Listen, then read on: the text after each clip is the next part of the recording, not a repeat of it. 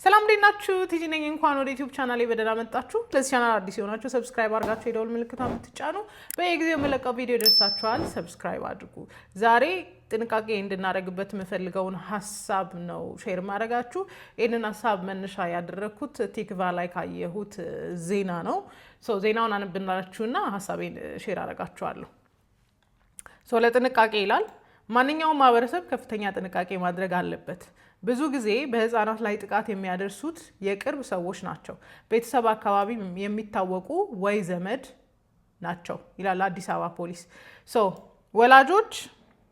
ወላጆች ልጆች የት ዋሉ የት ተጫወቱ የት ቆዩ ምን አጋጠማቸው የሚለውን ነገር መደበኛ ስራ በማድረግ መከታተል ይኖርባቸዋል አሁንም የከተማ ፖሊስ ነው የሚለው የአዲስ አበባ ፖሊስ ነው የሚለው ህፃናት ላይ የሚፈጸሙ የማገት ያስገድዶ መድፈር የግድያ ወንጀሎች የሚፈጸሙት በቅርብ ሰዎች በመሆኑ ወላጆች ጥብቅና የማይቋረጥ ክትትል ማድረግ እንዳለባቸው የአዲስ አበባ ፖሊስ ጠቅላይ መምሪያ ለቲክቫ ኢትዮጵያ ገልጿል በተለይ ባለፉት ሳምንታት ልጆቻችን ጠፉ የሚሉ ቤተሰቦች የተበራከቱ ሲሆን እንደ ህፃን ሀበን ለቤተሰቦቹ መጽናናትን እመኛለሁ በጣም ልብ የሚሰብር ታሪክ እንደሆነ አይታችኋል ብዬ አስባለሁ እንደ ህፃን ሀበን ካሱ ያሉ አንዳንዶችም ሞተው መገኘታቸው የቅርብ ጊዜ ልብ ሰባሪ መራሪ ሀዘን የጣለ ሲሆን እኛም ሰሞኑን ሰዎች ጠፉብን የሚሉ ጉዳዮች ተበራክተዋል የተለየ ነገር አለ ስንል የአዲስ አበባ ፖሊስ ጠቅላይ መምሪያን ጠይቀናል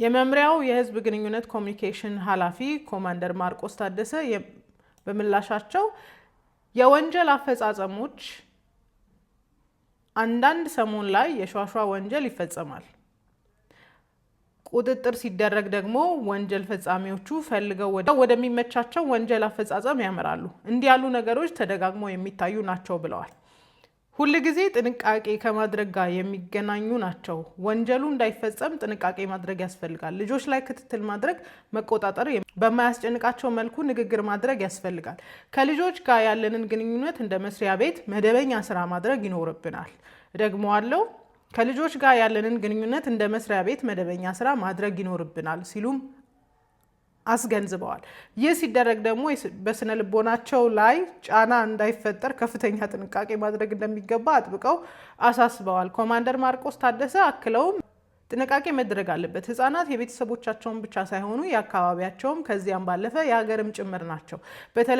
በተለያየ ቦታ አጠራጣሪ ነገር በሚያጋጥም ሰዓት ለፖሊስ መረጃ በመስጠት ተባባሪ መሆን ያስፈልጋል ተማሪ መምህራን የሃይማኖት አባቶች ማንኛውም ማህበረሰብ ከፍተኛ ጥንቃቄ ማድረግ መቻል አለበት ብዙ ጊዜ በህፃናት ላይ ጥቃት የሚያደርሱት የቅርብ ሰዎች ናቸው ቤተሰብ አካባቢ የሚታወቁ ወይም ዘመድ የመደፈር የማገት ወንጀሎች አንዳንዴም የቅርብ በሆኑ ሰዎች ሊፈጸም ይችላል ስለዚህ ይህንን ግንዛቤ ውስጥ በማስገባት ጥንቃቄ ማድረግ ወላጆች ልጆች የት ዋሉ የት ተጫወቱ የት ቆዩ ምን አጋጠማቸው የሚለውን ነገር መደበኛ ስራ በማድረግ መከታተል ባለባቸው እያለ ይቀጥላል እንግዲህ እንደ ወላጅ እንደዚህ አይነት የጥንቃቄ መልእክትን ከፖሊስ ስናገኝ ያለምንም ቅድመ ሁኔታ እንደው በጣም ኮንሲደር ማድረግ ያለብን ነገሮች አሉ ብዬ አስባለሁ ጽሁፉ ላይ እንዳነበብኩላችሁ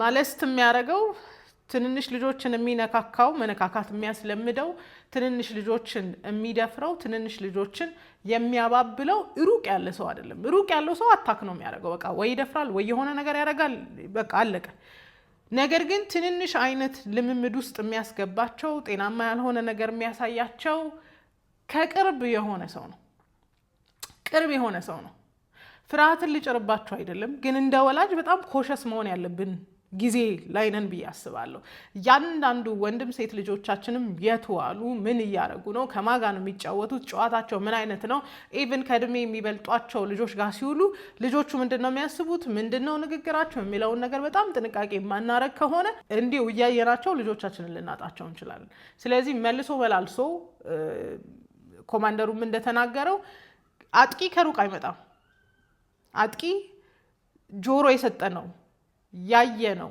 የሰማ ነው ያቀረብ ነው ቡና ያፈላንለት ሰው ሊሆን ይችላል አጥቂ የኛን የቤተሰቡን ነባራዊ ሁኔታ በደንብ አድርጎ እንደሚያይ ከዚህ በፊትም ነግሬያችኋለሁ ይሄ ሰውዬ ላስታውሳችሁ How did you get them alone? Grooming. I would check out their family situation. I would check out their clothing to see how well they were, financially. I would check out their social interaction with other kids. When we were on the ballparks or on the gym floor, I would make sure which ones I wanted to molest. I would give them special attention, congratulate them, talk to them when I know that I would never be allowed to talk to anybody else. Aside from everybody, I would give them the attention that an official is not supposed to give anybody, and it made them feel like, wow, he's paying me attention. It is a direct form of grooming. Were there certain characteristics that you looked for in children before molesting them? In children, yes, but more I also looked at their families. If I thought the father was a threat, I would not approach the child. If I thought that the child had friends that he would tell, I would not approach him.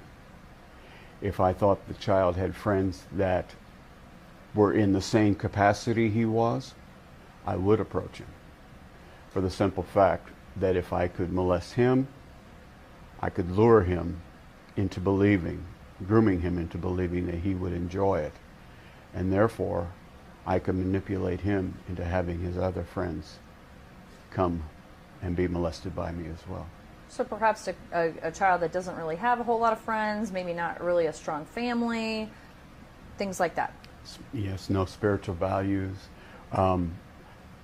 weak in education, needs help in many ways, even from split parenting, has a mother who may be having problems with the family, well, here comes superhero in to help out, wow, well, thank you very much. No problem. You ever need me to take him away for the night so you can have a night out? No problem. ይህ ሰውዬ ረዥሙን ዓመት ልጆችን በመድፈር በማባለግ ብዙ ነገር ያደረገ ሰው ነው። ይሄ ሰውዬ ልጆችን ከመድፈሩ በፊት ዝም ብሎ አይደለም የሚደፍረው።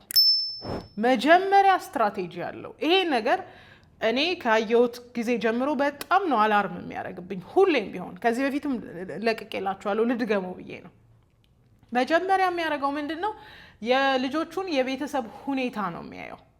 ብዙ ጊዜ የሚጎነተሉ ልጆች፣ ብዙ ጊዜ ለጾታዊ ጥቃት የሚጋለጡ ልጆች ቤተሰቦቻቸው በስሜት የራቋቸው ሲሆኑ ነው።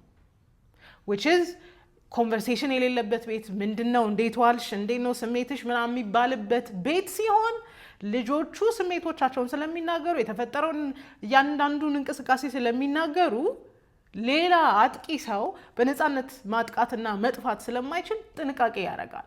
ይሄ ሰውዬ የሚያደርገው ነገር መጀመሪያ ሰምታችሁታል።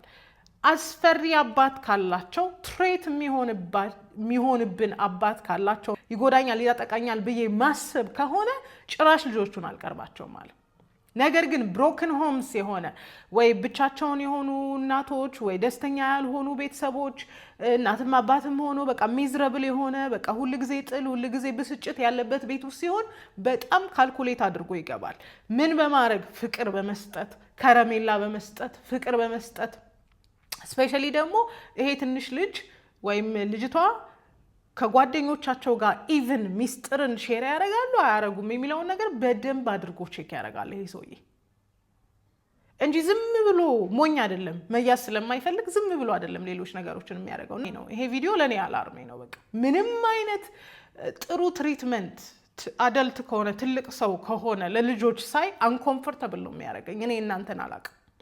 ለምን ከቤተሰቦቻቸው አልፎ በጣም የራስ ወንድም እህት ከሚባለው ነገር አልፎ ያለ ልክ ለአንዲት ትንሽ ልጅ ወይ ትንሽ ልጅ በጣም ኬር የሚያደርግ ሰው እኔ አይገባኝም። አውት ኦፍ ፒውር ሃርት ምናልባት ትንሽ ኮምፕሮማይዝ ላደርግ እችላለሁ፣ ግን ሁሉ ጊዜም ሰስፒሺየስ ነኝ ይሄንን ከሰማው በኋላ ማለት ነው። ያው ፍርሃት ልዘራባችሁ አይደለም፣ ግን ማስተዋል ይጠብቃል ነው በቃ አይደለ? ማስተዋል አለብን። whatever the cases በጣም ቤተሰቦቻችን እኮ ናይቭ ስለሆኑ በቃ ትረስቲንግ ስለሆኑ አይደለ ጓደኞቻቸው ምናምን ሲጎነትሉን የነበረው አይ ከሌማ እንዲያረግም ብለው ስላመኗቸው አይደል የማይገባ ነገር ውስጥ ያስገቡን። ስለዚህ one thing በጣም ኮንሲደር ልናረግ የሚገባው ነገር በልጆቻችን ዙሪያ ያለው ሰው ማን ነው? ስፔሻሊ አዳልት ከሆነ ከእድሜያቸው የሚበልጥ ሰው ምንም ሊያረግ ልጆቻችን አካባቢ መሆን የለበትም። ፍሬንድሺፕም ሊሚቴሽን አለው። እድሜ እኩያው ያልሆነ ሰው ከእድሜ በታችሁ ከሆነ ሰው ጋር ምንም አይነት ፍሬንድሺፕ አያስፈልገው። ራይት ሶ ዞሮ ዞሮ መጀመሪያ ዋና ነገር ልናስብበት የሚገባው ኮማንደሩም ያለው ነገር ልጆቻችንን በጣም አድርገን ቼክ ልናረግን ያስፈልጋል። ምን እየሆንሽ ነው? what happened? ምን ተፈጠረ? እንዴት ነበር ውሎሽ? ይሄ ሀሜተኛ ለማድረግ ሚስ ምን አለች ሳይሆን በትክክል ምንድነው ስሜታቸው የሚለውን ነገር በደንብ አድርገን ቼክ ማድረግ አለብን። በደንብ አድርገን ከጥፋት ይጠብቀናል። ሌላኛው ነገር እሱም እንዳለው በቃ እንደ ሬጉላር ስራ ነው ማድረግ ያለብን። እንደ መስሪያ ቤት ስራ እያንዳንዱን ነገር ቼክ ማድረግ አለብን። አይ አንደርስታንድ ይደክመናል። ስራ ነው የምንውለው። በጣም ዋጋ የምንከፍልበት ነገር አለ። ስራ ለፍተን በልጆቻችን ብንከስር ግን እንዴት ፔንፉል እንደሆነ አስባችሁታል? ስለዚህ እናትም ሆናችሁ አባትም የልጆቻችሁን ስሜት ቀረብ ብላችሁ ማዳመጥ አለባችሁ። ከማጋ ነው ፍሬንድሺፓቸው? በጣም በእድሜ ትልቅ የሆኑ ሰዎች በጣም ሲቀርቧችሁ ዶንት ፊል ኮምፎርታብል ቢ ሰስፒሽስ። ምንም ችግር የለውም ጥርጣሬ፣ በእውነት ምንም ችግር የለውም። ስለዚህ በፊትም አሁንም ነገም ትንንሽ ልጆችን የሚያጠቁ የሚጎነትሉ ምንም ነገር የሚያረጉ እኛ ያቀረብናቸው እኛ ትረስት ያረግናቸው ሰዎች ናቸው። ውሱማ እንዲያረግም የምንላቸው ሰዎች ናቸው ልጆቻችንን እየጎዱብን ያለው። ስለዚህ ልጆቻችን ስሜቶች ቅርብ እንሁን። ሌላው ነገር ግን በደንብ አድርገን ዙሪያቸው ማን እንዳለ ቼክ ልናረግ ይገባል እና ተጠራጣሪ ሁኑ። በቃ ኢትስ ኦኬ። ተጠራጣሪ ሁኑ። በቃ ጥርጣሬ ፕሮቴክት ያደርጋቸዋል። ተጠራጣሪ ሁኑ እና ሞስት ኦፍ ኦል መንገድ ላይ የማይመች ነገር ስታዩ ፕሊስ በቃ ዝም አትበሉ። ላይክ የማይመች ነገር ስታዩ ማነሽ፣ ምንድነሽ፣ ወዴት ነው ምናምን የሚለውን ነገር በደንብ አድርጋችሁ ልትጠይቁ ይገባል። ቢካዝ የአንድን ሰው ልጅ ልታስመልጡ ስለምትችሉ ማለት ነው። ምክንያቱም እንዳለው ልጆች የወላጆች ብቻ አይደሉም፣ የማህበረሰቡም የሀገርም ናቸው። ስለዚህ የአንዱ ልጅ መጎዳት የኛ ልጅ እንኳን ባይሆን የሌላ ልጅ መጎዳት በጣም ሊያመን ይገባል። ስለወለድን ስላልወለድን ሳይሆን በቃ ንጹህ የሆነ ትውልድ መጥፋት የለበትም። ስለዚህ ኮሸስ መሆን አለብን። በደንብ ማስተዋል አለብን። አጣራጣሪ ነገር ስታዩ ባካችሁ ዝም አትበሉ። እንደ ውሸታም ብትባሉ ይሻላችኋል አንድ ልጅ ተወስዶ ዋጋ ከሚከፍል። ስለዚህ አስቡበት። ዙሪያችሁ ብታረጓቸው በጣም ትረስት ያረጋችኋቸው ሰዎች ከልጆቻችሁ ጋር ያላቸው ቅርበት በጣም ልታስተውሉበት ይገባል። ምክንያቱም የተጎዱ የተደፈሩ እንዲህ የሆኑ ሰዎች ብትጠይቋቸው በቅርብ ሰው ነው ማለት ተደረጉ።